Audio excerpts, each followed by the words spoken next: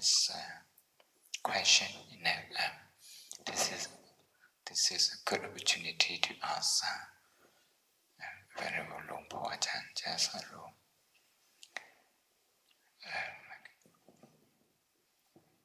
Please mention your name first and then your question. My name is Venerable Kimajara. I'm also a student here.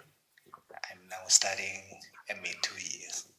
So I would like to ask the most venerable is that in your techniques, meditation techniques, can you please explain more about how to discern the reality, just to discern five khandha, and how to upgrade to vipassana insight meditation?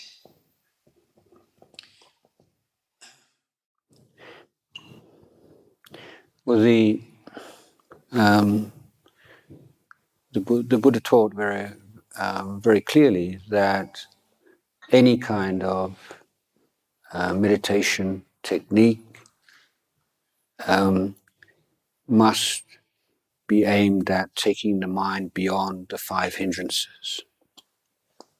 So whether it's a technique based which includes the use of the thinking mind and reflection, say the Anusati meditations, or a meditation based upon observation of physical processes, one which you're not using the discursive mind at all, the unifying point is that they should take the mind beyond the five hindrances. So as long as there are hindrances in the mind, then there's no samadhi. And if there's no samadhi, then there's no yatha bhutayana dasana, there's no seeing things according to truth. So this is our challenge, how to take the mind beyond the five hindrances.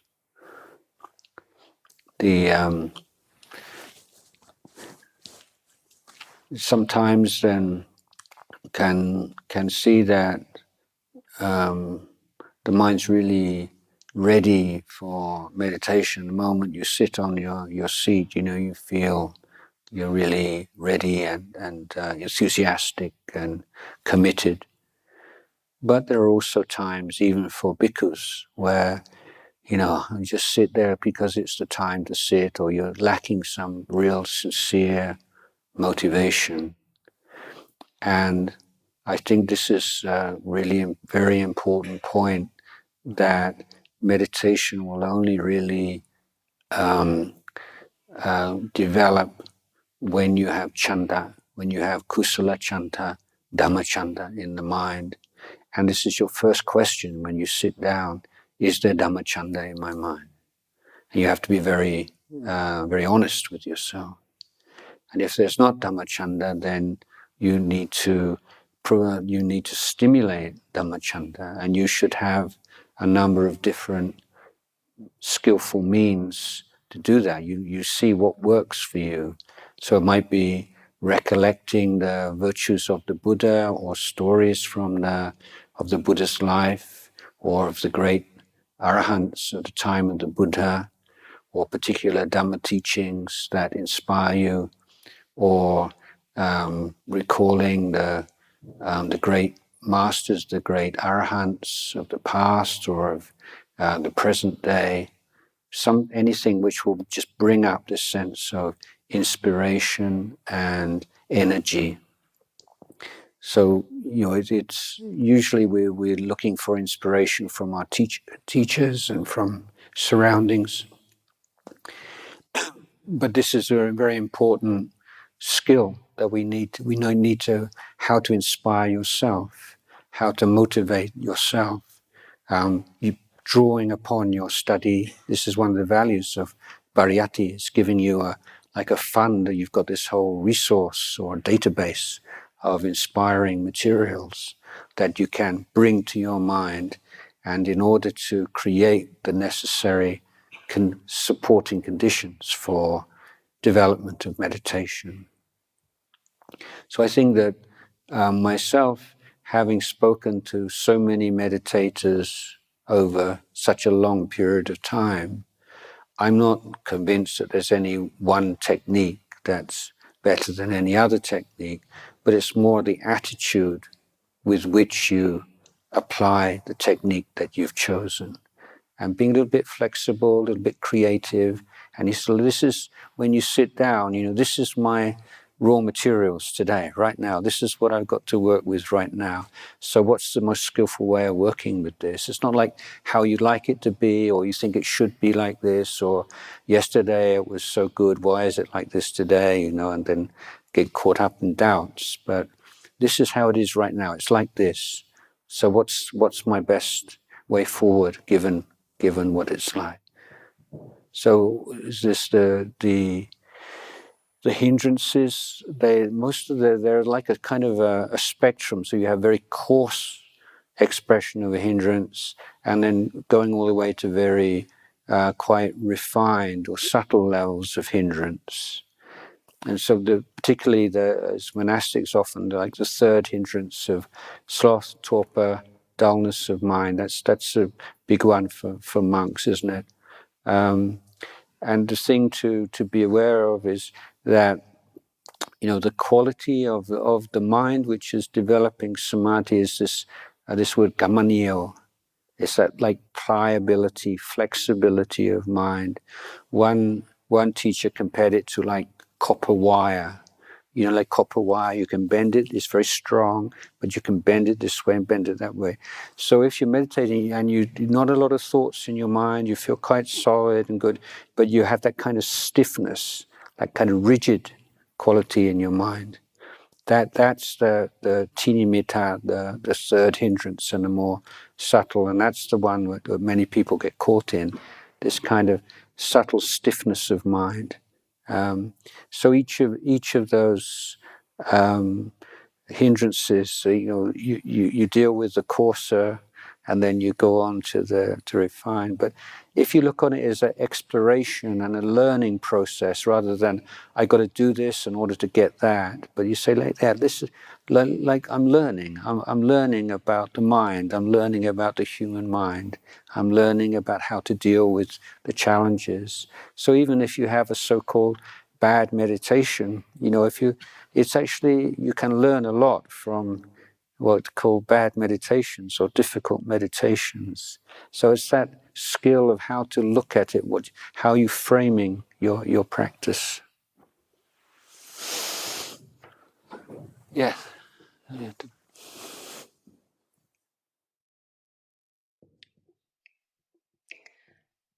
Good evening, Prajahn. My name is Sangamita. I'm from Malaysia. I'm an MA first year student here in SSBU. I would like to ask, we have a Sangha community that some stay in the forest and some in the city. So what is the pros and cons living style, like monastic life in the forest and in the city? And what would Prajahn advise to us, for those Sangha members that stay in the city, they might be very busy with the duty and with the services to the society. How about the practice? Maybe you, Prajahn, can advise in daily routine how they could keep the practice with a busy life. Thank you. Yeah, I mean, I'm a little bit biased, of course, as a forest monk, but I feel like, just as natural habitat of a bird is the sky and a fish is the sea, natural habitat of a bhikkhu is the forest with the nature. But and I'm also reminded of the sutta in which the Buddha was talking about the future of Buddha Sasana, and he said, as long as bhikkhus take delight in forest life, the Buddha Sasana will not disappear from the world. So the Buddha obviously gave it a lot of support, a lot of importance. Nevertheless, I mean, I've often, when I first came to Thailand, I was a very idealistic young man, and I could not help but be critical of many of the monks I saw in the cities and the towns, very lax attitude towards the Vinaya, and living lives were not very, not in harmony, not as I thought monks should be living. But of course, after many years and understanding, I hope things are much better. My view changed, and I believe now that without the monks in the towns and the cities and the villages, then Buddhism may well have disappeared from Thailand or even Burma by now. Or else it would be a bit like Zen Buddhism in Japan. Presently, it's very like elite, just a very small number of monks, and with a very little influence on the society at large. So the closer relationship between the monastics who are living in villages and towns and cities and having daily contact with the lay people and being able to advise and teach and perform ceremonies, and the big picture of Theravada Buddhism in Southeast Asia is absolutely invaluable. Nevertheless, I think that there are a lot of problems and there's a lot of corruption involved, and particularly around money, because for hundreds of years it didn't really matter that the monks in the villages and towns and cities handled money, because nobody had any money. The lay people had no money. Monks would just have a very small amount of money just to buy most important requisites. But then as society changed and the people became much wealthier, then they wanted to share their wealth with the Sangha, and monks who were not keeping the precept about refraining from use of money found getting wealthy, and a lot of competition and rivalry and bad feeling and all kinds of excesses started to appear.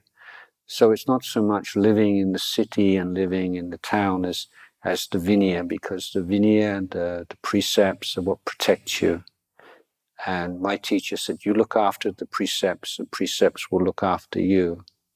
So if you are living in a more busy environment, then it's even more important that you have very good standards of Vinaya to protect you, because the environment is not so protective as it is in the forest. I think that it's wonderful that there are monastics willing to make sacrifices and to be teaching lay people. But in my tradition, at least we say that at least for the first 5 years of monastic life, your ambition should be to be nobody.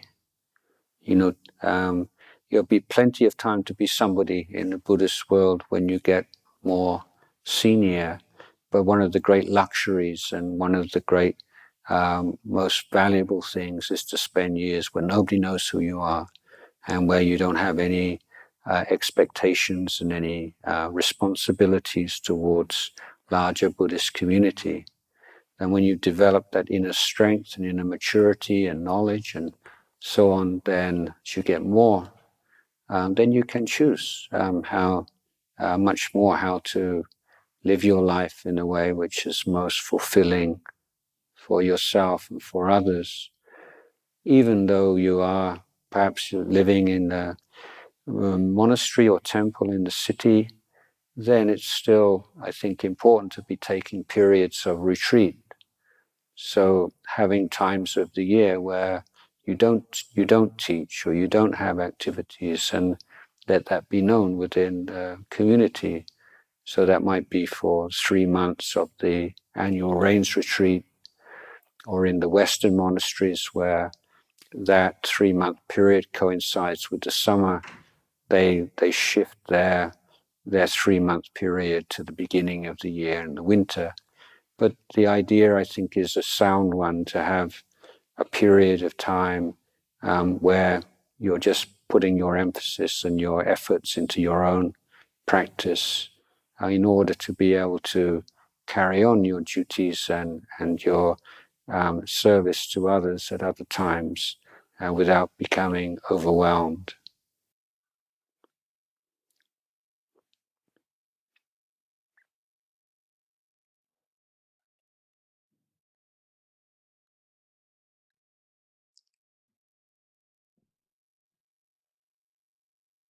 Good evening. My name is Branko. I'm coming from Serbia, and I'm a student here. I'm a student first year. So I have a question which relates to monks, although I'm not a monk, but somehow I'm struggling with this question, how to answer.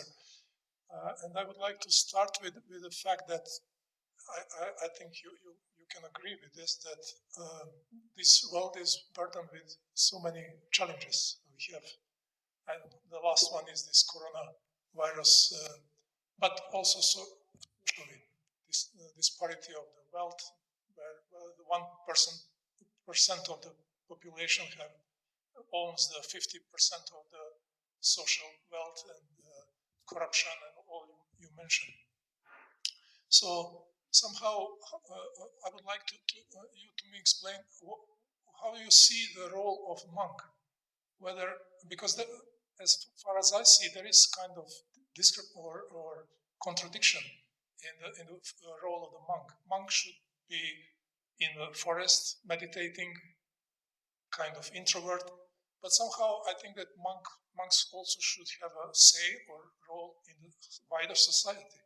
So either in your personal example or in general, how monks can balance these two poles or these two roles that they have, working on themselves, but also working for the betterment of the society. Because I really deeply believe that if something can help to improve the situation, this is this kind of spiritual work, not material work. You mentioned all these agencies which are engaged in healing kind of immediate threats. But in the long run, deeply, we need to all, whether monks or lay people, to transform spiritually. And then, because all these problems are just reflection of our mind, which is kilesas. So thank you so much. Yeah, I would say, first of all,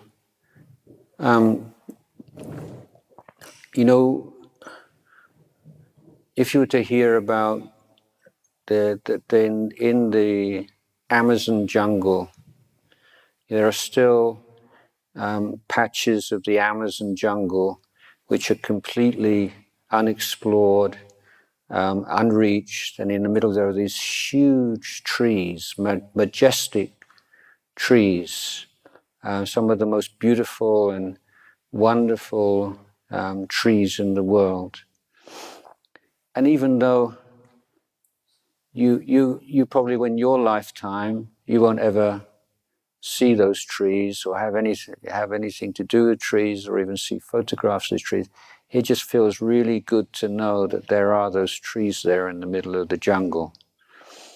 And I think knowing that there are monks practicing alone, or nuns, and people who are practicing and realizing fruits of the holy life, even if they're not playing any tangible role in making the world a better place, as it were, that's a wonderful thing.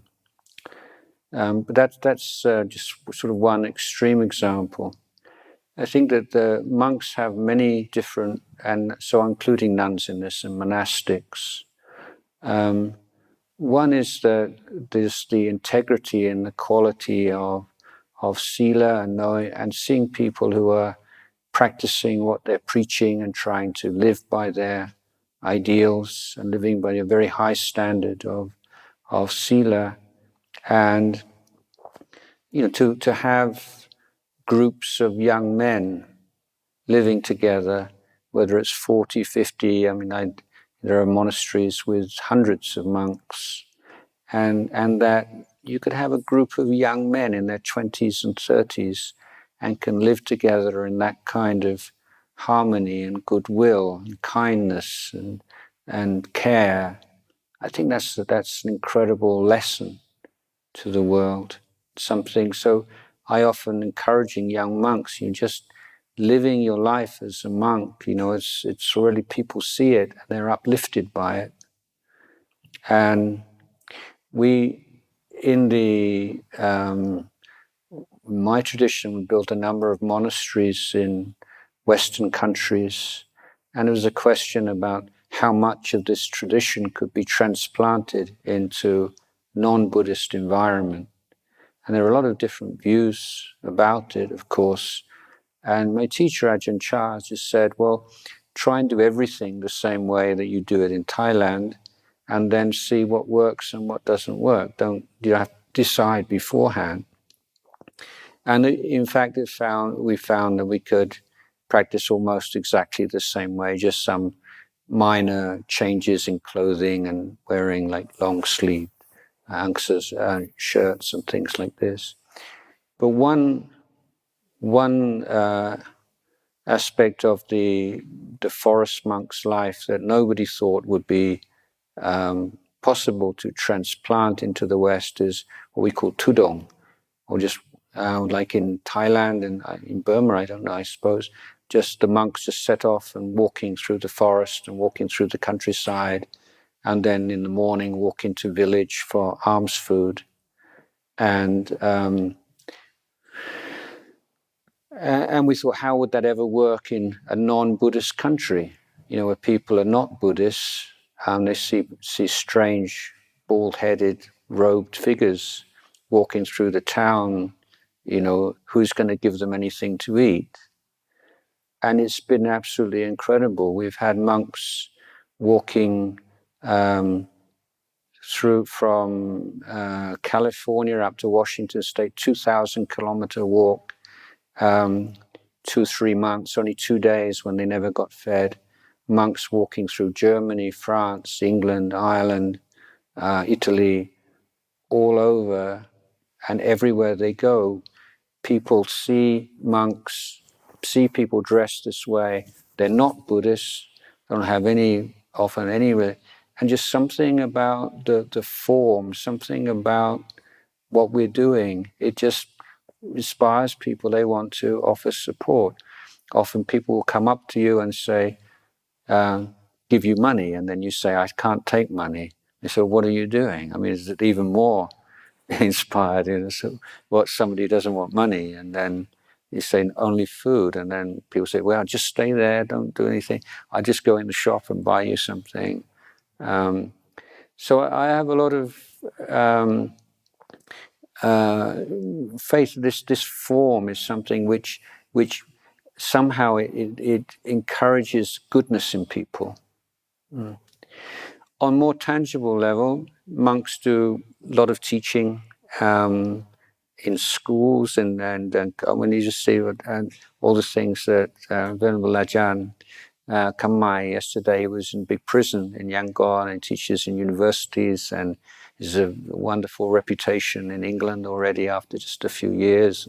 This whole place, you just see that someone who applies himself to bhikkhu life with integrity and intelligence and faith, just how much goodness that they can bring into one place. And it's like a magnet. This form is like a magnet for goodness, I think. I myself lead reasonably secluded life, but I have all these people around me, this group who come and they do all these. So I'm kind of lazy fellow, really, but I got all these very diligent people who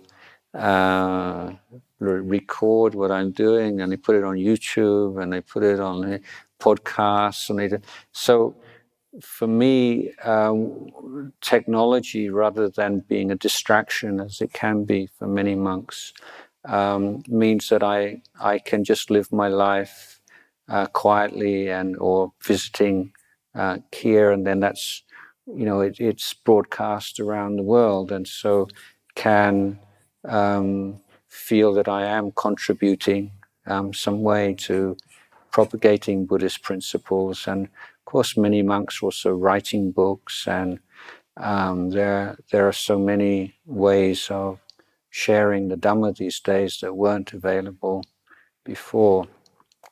Larger level, social level, the idea of Sangha is of a unifying force or body in the society. So when you have a lot of different political groups, right wing, left wing, rich, poor, etc., etc., the idea of the Sangha is that it's completely non-partisan, and whoever you are, the moment you enter the gates of the monastery, now you're just a Buddhist layman or a Buddhist laywoman. And ideally, the Sangha, the abbot, treats everybody equally. There's no special privileges for rich, wealthy donors. Everyone's treated with kindness and compassion. And often you find people coming together and chanting together and listening to Dhamma together, eating together in monasteries, who would never, have met in that way. And there is this sense of we're all Buddhists together, and I think that's monasteries provide that function in society. So it's so important that the monks don't become identified with any particular political party or political program. But what monks can say, without mentioning politicians or political programs or parties, we talk about the 5 precepts, and they say, well, this is in conflict with the 5 precepts. This is in conflict with the Buddhist teachings. This is so it's giving the Buddhist perspective on things, and being an organization which everybody recognizes doesn't have an axe to grind, doesn't have any kind of political programs or objectives. It's not beholden to anybody, and I think that's a role that the Sangha can and should be able to play. It's more complicated in countries like Burma, Myanmar, and Sri Lanka because of the colonial history. It's clearer in Thailand. Thailand fortunate enough never to be colonized, and so the relationship between the monarchy and the Sangha and the independent and neutral role of the Sangha has been maintained quite well, I think, big picture. Whereas in Sri Lanka, Myanmar, then the effort to drive out the colonial masters, the British, meant that the Sangha, because most of the elite, the really smart people, were going to the Sangha. And so when the society's in turmoil, and who does it turn to? It turns to the monks. And so in Sri Lanka and Myanmar, the bhikkhus have had more of a overt political role because of the history. But still the ideal is to be that neutral refuge for everyone, irrespective of their social and political backgrounds.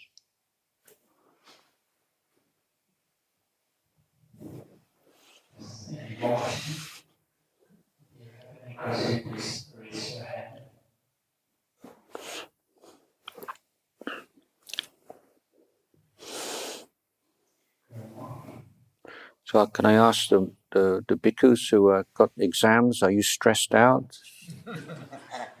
Are you handling it?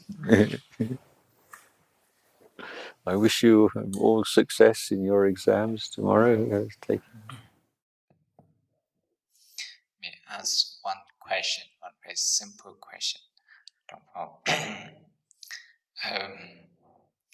you have recounted a bit about your life in the Dhamma, and you have written some wonderful books, one for the hotel, and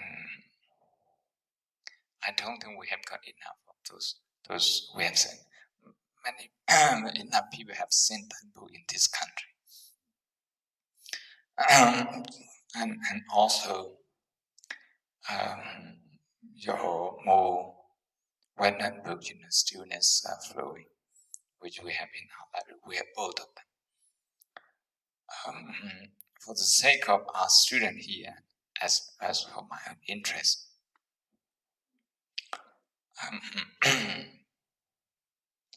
I'm not sure if you have gone through a formal study of the sutta and all those, examinations, sometimes over-assess, over-exam process. But clearly, reading your books, you are very learned Thera, Mount Thera, and would you like to share, how you study the Tripitaka? How I studied? The Tripitaka, the scriptures. Yeah, I'm very unsystematic in my studies. I've whether it's studies of Thai language or my studies of the Pariyatti Dhamma, studies of Tipitaka, not anything really to hold up as an example to anybody else. I mean, I love the suttas. This is the main thing.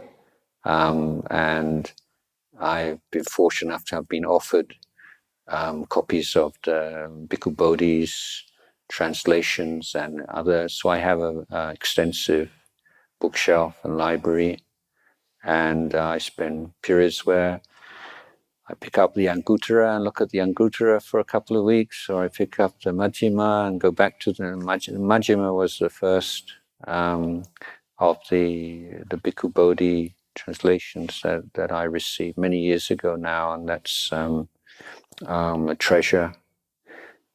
Plus, I have been the monk, other than Ajahn Chah, the monk that I look up to and revere the most, and I've had fortunate enough to have quite a close relationship now with for 30 years, is Somdet Puttagosajan Payutto, and his works have been great inspiration to me. He's someone who's extremely, I think of Thai scholars, he's one you can say definitely top level, and it's not just that his knowledge of sutta and Atthakatha and all the Tipitaka is so extensive, but for me his genius is that he's able to take the teachings out of particular contexts and apply them to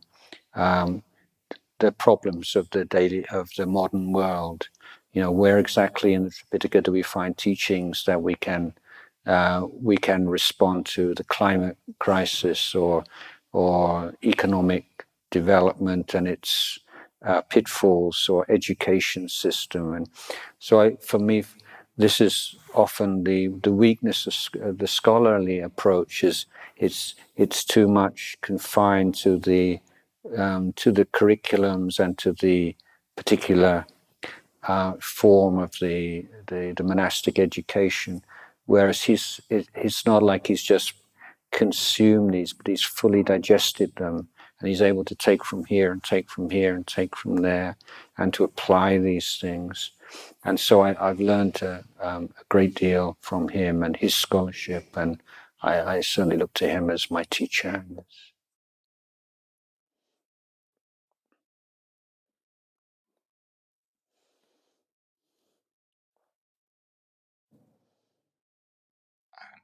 if no one has any more questions now, as a form of gratitude and show our respect, we say sadhu 3 times together.